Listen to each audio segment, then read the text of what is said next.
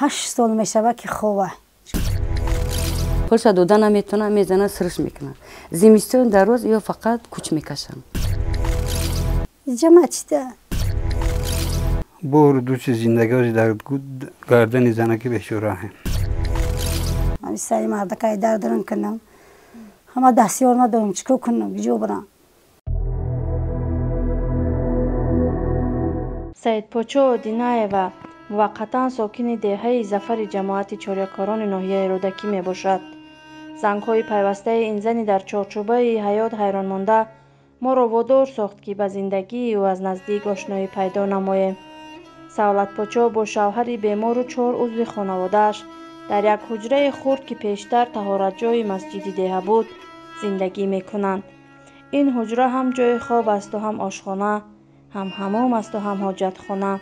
او همه را تحمل دارد، ولی مشکلی که بیشتر رو افتاده‌اش کرده است این است که باید این منزل زیستش را در کوتاه‌ترین مدت خالی نماید.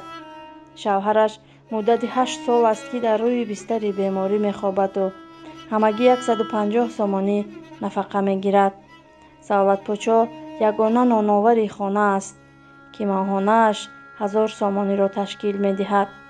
او هر روز ساعت 2 شب برای ادای کارش از خانه بیرون می شود و در دقیقه های بیکاری از حال شوهر بیمارش خبر می گیرد.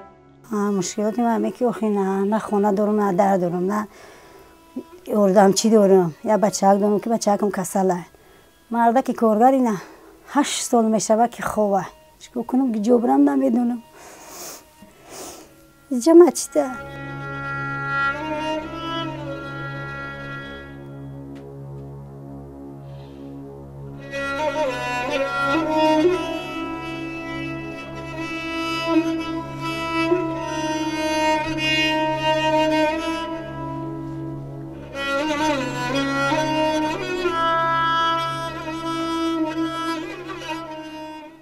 خانه زنه که این زمین خریدگیه ما را میگه خیزه خودش با آدم میاره حزن و جو بیو حزن میخزمته چند بار شد که خزم دوره خیلی جا نداره میگم چیکار کنم خیلی طاقت کنی کو منم کوفته استم خیلی پولی کلون قد میگه 1000 سوم میگم من خودم ماوشم 1000 سوم اینا دختر برام چی کنم خانه بکن کوارتیر دا بشینم از کوارتیر 1000 بالا 8 سال میشه که ما کسالیبونم کار میرم بیچاره در اونجا خیلی دستگیری میکنن و یه بار 2 بار 8 سال شد جوابم تی خیلی ازش نیسته و برام خیلی چی نمیگن یه بار جواب میگی 2 بار جواب میگیری اینا که مردی نداره بخیزیده مردی ما بیرون نروه ده همه چیز در خونه ها ما بیرون نمیره که زنکا شما تماشا کنن.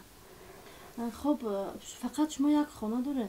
ها همین یک همین جد خوبم مدبیرن هم اچسم دبیرن نه همین دگیجه بیستم چیزی باشه در کار نیست کمی اگون چی بیارم میگم خودم جان ندارم چیکار میکنم کورپای ترم بس من هم خنده در زمین خو میرم من بیام یک کلبه باشم چیکار کنم که چیزا ما بگیرم که اینا چیکار کنم اینا بردارم یه جا برم که کورپا ما برم چی ما برم آخه اینا زردا و سرکه هم بیخوی و همش زردا و سرکه اینا با 5 ماه باید بگیرن 1 سال 2 ماه شید زردا و سرکه نشید و 2 دینار گریف آخه پوچه خبیده نمیشه پیوسکه میکردم و اصل آهن میرسید و اصل میکرد که خود در میکنه و رنگ ششلی گو رئیس دوست برمادگیه با بودیم با خدارو کل نویسته گل نیم شگفته میگه شنگ از دو نرسیده که با کی که با اولک شوه یا گردن نداره گردن 3 بار پیرات سکندن دفعهش سنگ ساوس شد ایریشه بریدن گرفتن گردن ای زانو بریدگان ده همه پیرات سپوچه موندگان او هم پسی نشید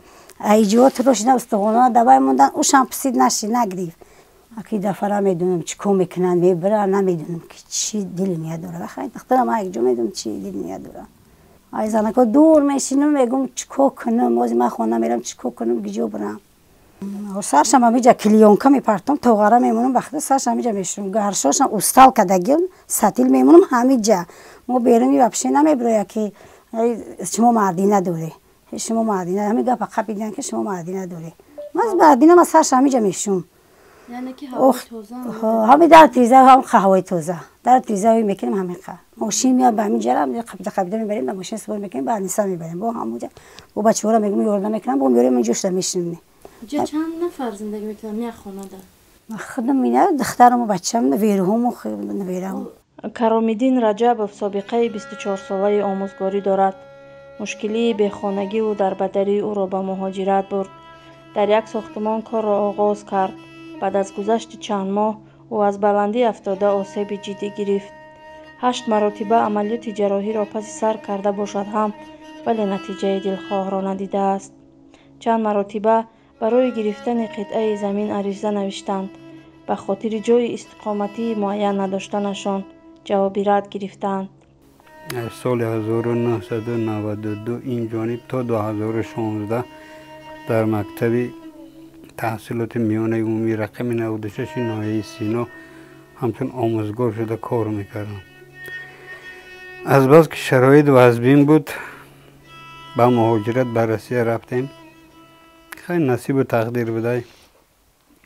ای بلندی 7-8 متر آب دیدیم. اینه پوچه بجلک پوچه شکست. در شهر سویرلوسک 23 روز در بیمارخانه خواب بودم. 2 مرتبه اپراسیون شدم.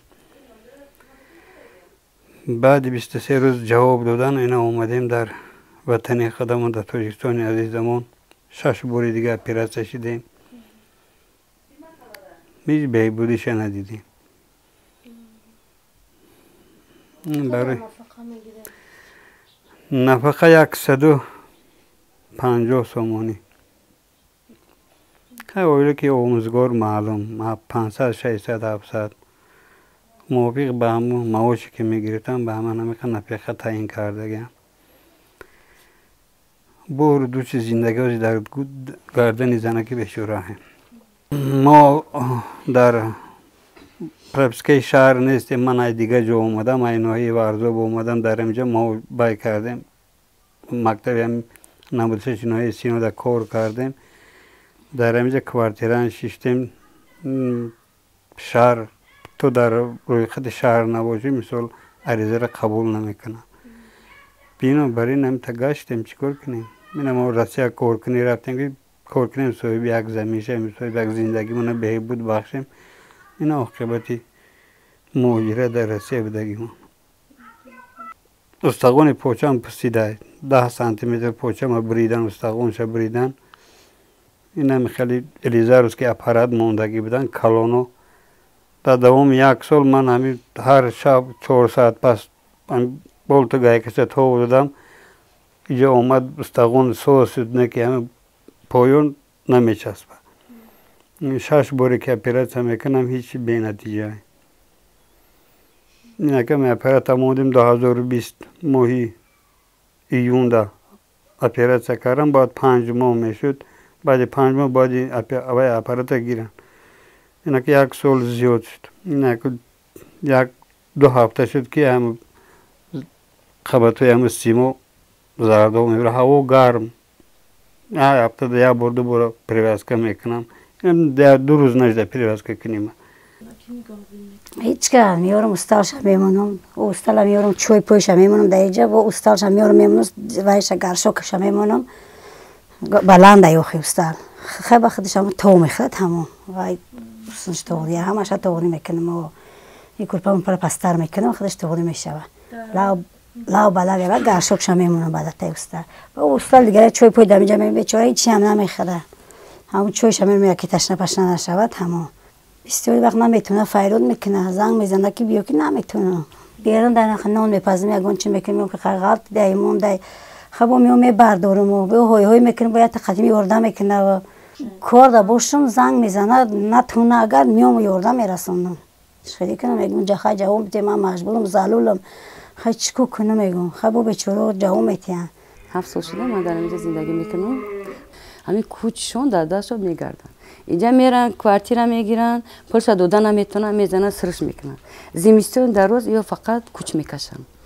می بچه‌ک داره و بیچاره دستی هم چیکای 38 تا نه تا نمیدونم بیچاره وایس دیگه میره مردی که بزرگ میره کاری خونی همسایه کار میکنه هیچ یک مسونش بتیان خود همین کار میکنه ایشوش خیلی زندگیشون با درجه وضبینه فقط کوچ پانچیه روز گازن لبو جو میرم خیلی نمیتونم 300 هم نمیتونن 400 هم نمیتونن عین وای میبینن جنگ میکنن نیم شب میخیزونن با کوچه درقش اگه نمیجرم اومده شیست هر روزم سرش کردیست نه ما چی تای نمیجره وای کردگن جای توراتون شد وزی محکم کردی نیره همیجا اومده شیسته همیرم هر روز اومده سرش کردیست او داش وای در چیزش در گونجو میسو کمک نیست ایده بیچاره های گو میشه ما میکنیم شه میسو خاک میسو بسیار نمیتونیم که موفق چیز ما میکنیم نه که وزبین زندگیشون با درجه وزبین اینه خیلی مراجعه ما با همی که صاحبی لاقل صاحب یک کلبه که باشیم که سرمون هایم بایمون درن کنیم که خونه قدیمیمون باشه که با طرف با خداوند پادشاه